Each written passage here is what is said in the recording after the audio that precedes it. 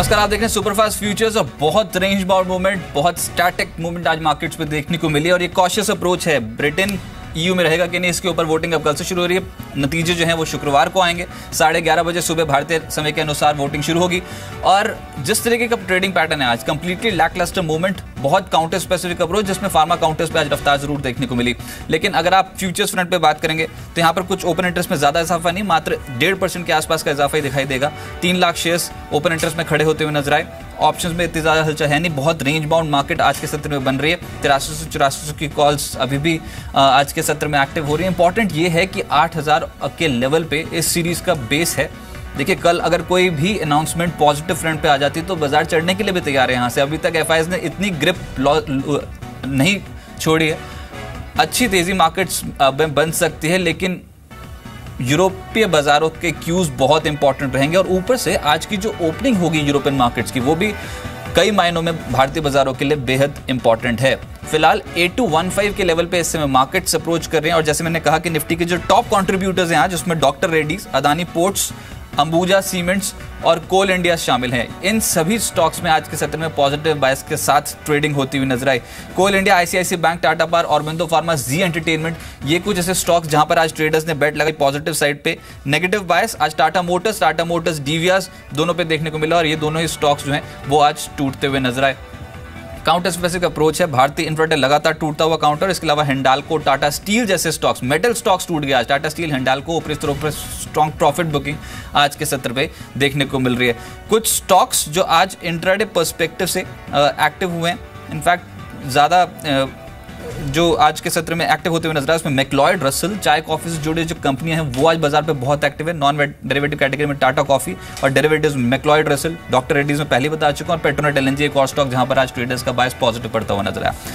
मेरे साथ मनोज सचदेवा जी जुड़े हैं। मनोज जी नमस्कार, स्वागत है आपका। सर, अभी यूरोपियन मार्केट्स खुलने वाले हैं और उससे पहले अभी तक का टेक्निकल पैटर्न आप बताएं। इंडेक्स पे कोई कॉल आपने क्लाइंट्स को दी है या फिर कॉशियस अप्रोच है?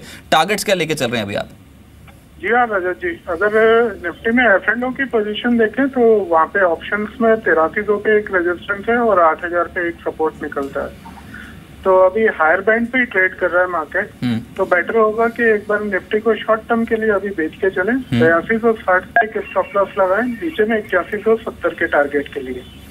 अच्छा, ठीक है, आप मानते हैं कि बाजार यहाँ से चढ़ सकता है अभी तक के पैटर्न के हिसाब से, लेकिन मैं व्यूज को बता रहा हूँ कि जो भी अभी सलाह निकल के आ रही है उसमें आप स्ट्रिक्ट स्टॉप लॉस फॉलो करें, क्योंकि जियोपॉलिटिकल रिस्क इसमें बहुत डोमिनेंट है वर्ल्ड वाइड मार्केट्स के लिए। हेम सिक्योरिटीज भी मानता है कि यहाँ से बाजार में बायस आप रख सकते हैं पॉजिटिव साइड पे। लेकिन ओवरऑल सर, यहाँ पर कौन सा स्टॉक है जो आपके फोकस में, यहाँ पर काउंटर स्पेसिफिक अप्रोच दी है आपने? सर जी हाँ, यस बैंक में थोड़ा सा अभी तेजी बना है, तो यस बैंक को करंट में बाय करके चल सकते हैं। इसमें 1069 का स्टॉप लॉस लगाएं, 1095 के टारगेट के लिए।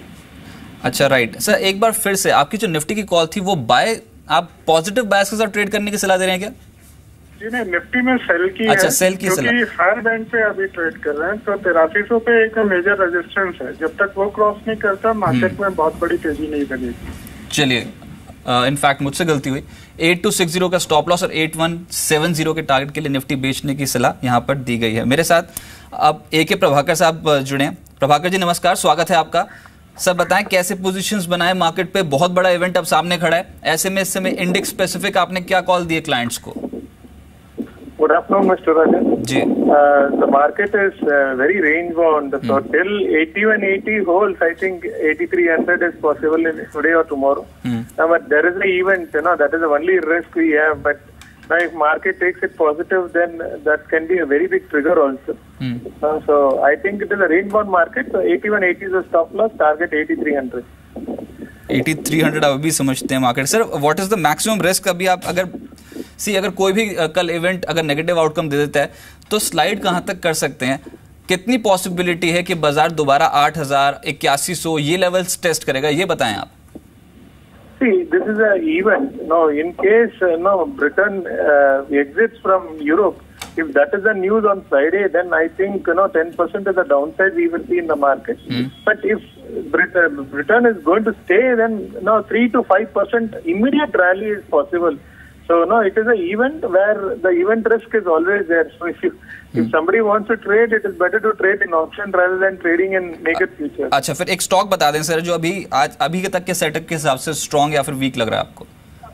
See, HDFC, done a gap up 3 days before, and it is there in a continuation pattern. So with a stop loss of 1200, target of 1305 is possible in HDFC Limited. चलिए, बहुत शुक्रिया। आप HDFC भी bullish हैं, market पे भी bullish है, मानते मार्केट चढ़ सकते हैं यहाँ से। 1305 का आप एक टारगेट लेके चल रहे हैं, HDFC 1200 का स्टॉप लॉस। प्रदीप सुरेगा जी KailashPooja.com से मौजूद है। प्रदीप जी नमस्कार। सर बताएं, निफ्टी पे ट्रेडिंग कैसे एडवाइस किया या फिर अवॉइड कर रहे हैं इंडेक्स को? ये ट्रेड तो देखिए कंपल्सन हो जाता है लोगों का करना ही। मैंने 3-4 दिन पहले भी कहा था कि ऊपर में 8260-70 को निफ्टी टेस्ट करेगा, उसको टेस्ट किया था। फिर जो सेटअप बना हुआ है ये कल या परसों तक, कल तक आप समझ लीजिए निफ्टी में एक प्रोबेबिलिटी है दोबारा से 8260-270 को टेस्ट करेगा। लेकिन किसी भी कीमत पे आपको 8150 का स्टॉप लॉस जरूर लगा के रखना चाहिए। सामने इवेंट है, आपको परसों भी एक मौका मिल सकता है एग्जिट या एंट्री करने का।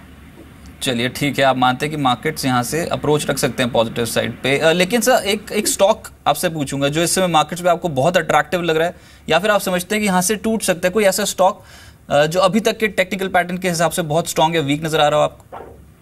देखिए, बहुत वीक की बात करेंगे तो थोड़ा सा हायर लेवल से जो वीकनेस आज के मार्केट में दिख रही है वो बहुत अच्छी खासी वीकनेस तो टाटा मोटर में दिख रही है। जिस तरीके से 480-85 के रेसिस्टेंस के आसपास से घुमा और अभी रेगुलर ही गिरते चला जा रहा है, तो मेरे को लगता है इस इवेंट का सबसे ज्यादा असर लोग एक्सपेक्ट भी कर रहे हैं और फंडामेंटली भी लग रहा है कि टाटा मोटर पे ही आएगा। तो कोई भी नेगेटिव अगर आ जाता है तो टाटा मोटर में यहाँ से बहुत अच्छी एक गिरावट दिख सकती है। अच्छा। और उसका असर आज के ट्रेड पे दिखलाई भी दे रहा है। बहुत शुक्रिया सर मेरे साथ जुड़ने के लिए। अब गौरव बिस्सा जी मेरे साथ जुड़े मार्केट पे, अभी थोड़ी देर में वो मेरे साथ जुड़ेंगे। लेकिन जैसे मैंने इनफैक्ट अभी जो बात हो रही ज़्यादातर जानकारों से बहुत मिक्स क्यूज निकल के आ रहे हैं, लेकिन काउंटर स्पेसिफिक अप्रोच देखिए। टाटा मोटर्स दिन के डिजिटल स्तर पे, टाटा मोटर्स DVR दोनों ही स्टॉक्स पे आज ऊपरी स्तरों पर दबाव बनता हुआ नजर आया और स्ट्रॉन्ग बिकवाली है दोनों ही स्टॉक्स पे। इसके अलावा कुछ और स्टॉक्स, नेगेटिव स्टॉक्स जो आज ट्रेड हो रहे हैं, उसमें भारतीय इंफ्राटेल शामिल है, हिंद जिंक। इस स्टॉक पे कहीं ना कहीं आज नेगेटिव रिएक्शन देखने को मिला। इनफैक्ट हिंद जिंक ही नहीं, हिंडाल्को, हिंद जिंक, टाटा स्टील, इन सभी स्टॉक्स पे आज बिकवाली देखने को मिल रही है। डॉक्टर रेड्डीज अगर चढ़ा तो सभी फार्मा स्टॉक्स नहीं चले आज। स्ट्राइड शासून एक और स्टॉक जहां पर आज ट्रेडर्स ने नेगेटिव बेट लगाई है और स्ट्राइड शासून पे आज मोमेंटम लूज हुआ है। और साथ ही साथ जेट एयरवेज एक और स्टॉक जहां पर आज के सत्र पे ऊपरी स्तर पर साफ तौर पर दबाव बनता हुआ नजर आ रहा है। जेट एयरवेज पे भी पोजीशंस जो हैं वो आज नेगेटिव साइड पे ज्यादा बनती हुई नजर आ रही है। साथ ही साथ भारत फोर्ज ये एक और काउंटर और अशोक लेलैंड पे आज ऊपरी स्तरों पर मुनाफा वसूली देखने को मिल रही है। तो कुछ ऐसे ट्रेड्स जहां पर आज कंप्लीटली बायस जो है वो नेगेटिव पड़ता हुआ नजर आ रहा है, ऊपरी स्तरों पर मुनाफा वसूली देखने को मिल रही है। लेकिन अभी तक की जो कॉल्स आई हैं उसके हिसाब से कुछ कुनिंदा स्टॉक्स जिन पे आप नजर रख के चल सकते हैं और जहां पर आज के सत्र में पोजीशंस बन सकती है, उसमें साफ तौर पे अभी प्रदीप जी कह रहे थे कि यहां पर एक्सिस बैंक एक स्टॉक हो सकता है जिसपे ऊपरी स्तरों पर हो सकता है कि दबाव जो है वो देखने को मिले और ये स्टॉक जो है ये कहीं ना कहीं वीक पड़ सकता है। अशोक लेलैंड फिलहाल 100 रुपए के आसपास ऊपरी स्तरों पर आज दबाव देखने को मिल रहा है। तो कंप्लीटली ब्रेक्जिट का जो डर है वो इस मार्केट्स पे देखने को मिल रहा है। इसमें फटाफट से एक बार बैंकिंग स्टॉक्स का हाल देख लेते हैं, किस तरीके से बैंकिंग स्टॉक्स जो है वो परफॉर्म कर रहे हैं।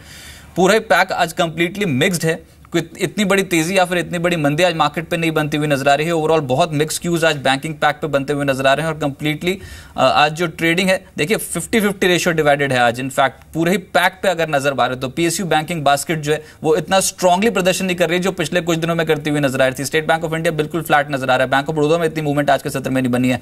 इनफैक्ट यूनियन बैंक बिल्कुल फ्लैट, IDBI कुछ ज्यादा हलचल है नहीं, यानी कि जो ग्रिप थी इन पर्टिकुलर स्टॉक्स की अभी बिल्कुल वेट एंड वॉच पॉलिसी जो है वो ट्रेडर्स अपनाते हुए नजर आ रहे हैं। Syndicate bank, yes bank, IndusInd bank, ICICI, axis bank में इतनी स्ट्रॉन्ग पोजीशंस नहीं है। एक ICICI बैंक एक मात्र काउंटर जिसमें 1% के आसपास की जो तेजी है वो बनती हुई नजर आई। Union Bank, Kotak Mahindra, IDBI Bank, Dena Bank जैसे काउंटर्स पे आज बिल्कुल सुस्त रफ्तार जो है वो बनती हुई नजर आ रही है। तो कोई ज्यादा हलचल इस फ्रंट पे भी नहीं है। एक बार फिर से टॉप ट्रेडेड काउंटर्स जो है वो मैं आपको बता दूं कि कहां पर, और थोड़ी देर बाद नितिन मुरारका जी से भी बात करेंगे। आज की डेरिवेटिव स्ट्रैटेजी जानने की कोशिश करूंगा कि नितिन जी कौन से स्टॉक पे डेरिवेटिव कॉल बताते जहां पर आने वाले समय में आपको अच्छी कमाई हो सकती है, कोई ऑप्शन ट्रेड जिसमें जोरदार कमाई होने के चांसेस बहुत स्ट्रांग है।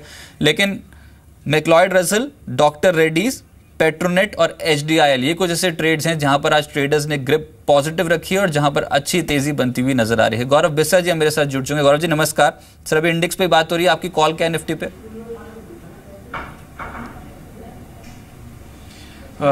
देखिए, अगर बात की जाए एक शॉर्ट टर्म ट्रेड या वेरी शॉर्ट टर्म ट्रेड की बात की जाए तो 8200 स्पॉट के नीचे मैं सेल की सलाह दूंगा मैं, क्योंकि वहीं पे से शॉर्ट का सिलसिला शुरू होता है, काफी कॉल राइटिंग वो लेवल्स पे होती है। तो below 8200 target of 8080, stop loss of 8240, risk reward काफी फेवरेबल है और एक इवेंट भी है, तो छोटा स्टॉप लॉस के साथ भी काम कीजिए, मेरे हिसाब से आपको एक मौका मिल सकता है। और प्रेशर जो है वो 8000 करोड़ के नीचे काफी अग्रेसिव हो सकता है। सिर्फ बैंक निफ्टी का भी प्रेशर आपको देखने मिल सकता है अगर 7600 के नीचे आती है तो। सर 3 स्टॉक्स बताएं जो आपके रडार पर, जहां पर आप समझते हैं कि तेजी या फिर मंदी बन सकती है। 3 ट्रेड्स जो आपने एडवाइस किए या फिर जहां पर अभी टेक्निकल सेटअप बहुत स्ट्रांग या फिर वीक लग रहा है आपको? देखिए, वीक स्टॉक्स की अगर पहले बात की जाए तो स्ट्राइड्स, आर्कोलॉप, स्टार फ्यूचर में सेल की सलाह दूंगा। इसमें काफी कंसिस्टेंटली शॉर्ट्स बने हैं, ब्रेकडाउन दिया है, आज भी वीक है तो थोड़ा ऑलरेडी गिर चुका है, 1% स्टॉक ऑलरेडी गिर चुका है, लेकिन 1075 के करीब आपको मिलता है, 1072, 1075 अगर मिलता है आप सेल कर सकते हैं। 1095 का इसमें आपका स्टॉप लॉस होगा और 1035 का आप इसमें टारगेट की उम्मीद कर सकते हैं। दूसरा तो सेल होगा वो जेट एयरवेज में है, इसमें भी थोड़ी बहुत वीकनेस दिखती है। 575 के नीचे इसमें एग्रेसिव पोजिशंस बनना शुरू हो जाती हैं, 545 के यहाँ पे बाय होना चालू होता है, तो ये रेंज के थोड़े ऊपरी स्तर पे है तो मैं सेल की सलाह दूंगा। 545 का इसमें लक्ष्य होगा और 575 का इसमें स्टॉप लॉस होगा। और बाय में मैं कोल इंडिया समझता हूँ, काफ़ी अच्छे इसमें लॉन्ग्स बन रहे हैं, कंसेशन लॉन्ग्स बन रहे हैं, ऑप्शन में काफ़ी एक्टिविटी बढ़ रही है, तो वो सबसे आप 325 के लिए आप बाय कर सकते हैं और 312, 313 का स्टॉप लॉस होगा। चलिए, कोल इंडिया पे प्लस कॉल है। और 2 स्टॉक्स जो मैं बात कर रहा था अभी शो शुरू होते ही कि जेट एयरवेज और साथ साथ स्ट्राइड शासन, ये दोनों स्टॉक्स जो हैं वो आज वीक पड़े हैं। इनफैक्ट ऊपरी स्तरों पर दबाव जेट एयरवेज पे लगातार बन रहा है, कोई भी तेजी ऊपर बन रही है तो ऊपरी स्तरों पर उसको यूज किया जा रहा है बिकवाली करने के लिए। जेट एयरवेज बेच सकते हैं, स्ट्राइड शासन बेच सकते हैं, खरीदना है तो कोल इंडिया एक बेहतर पिक निकल के आ सकते हैं। इनफैक्ट गौरव जी आपसे मैं बातचीत जारी रखूंगा, एक छोटे से ब्रेक का टाइम हो गया। नितिन मुरारका जी भी जुड़ेंगे SMC ग्लोबल से, उनसे जानने की कोशिश करूंगा कि आज की ऑप्शन रणनीति कौन सी है। लेकिन एक बड़ी खबर है, आज कॉर्पोरेट लॉबिस्ट दीपक तलवार और उनकी कंपनी पर इनकम टैक्स के छापे मारी जा रही है। दिल्ली और अन्य शहरों में 18 जगहों पर छापेमारी की जा रही है। इनकम टैक्स के करीब 400 अधिकारी छापेमारी में शामिल है। छापे की जगह पर पहुंचकर हमारे संवाददाता संतोष कुमार ने मौके का जायजा लिया, आइए देखते हैं। लॉबिस्ट दीपक तलवार के ठिकानों पर छापेमारी की जा रही है। ये छापेमारी आयकर विभाग के द्वारा से की जा रही है। दीपक तलवार के बारे में ये बताया जाता है कि ये कॉर्पोरेट लॉबिस्ट हैं और आपको पीछे ले के जाना चाहेंगे जब दीपक तलवार के बारे में ये खबर आई थी कि रंजीत सिन्हा से दीपक तलवार, पूर्व CBI डायरेक्टर रंजीत सिन्हा से 63 बार मिले थे।